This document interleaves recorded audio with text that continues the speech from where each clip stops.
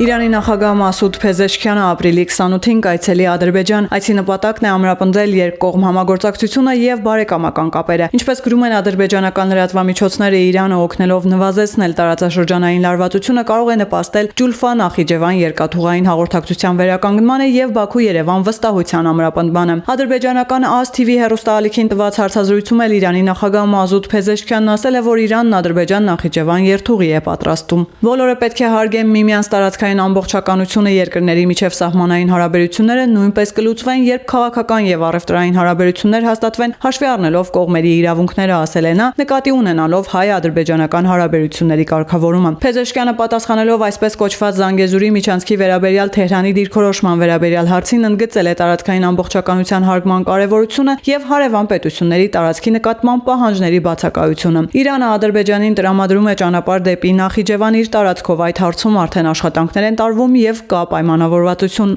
ասել է Իրանի նախագահը։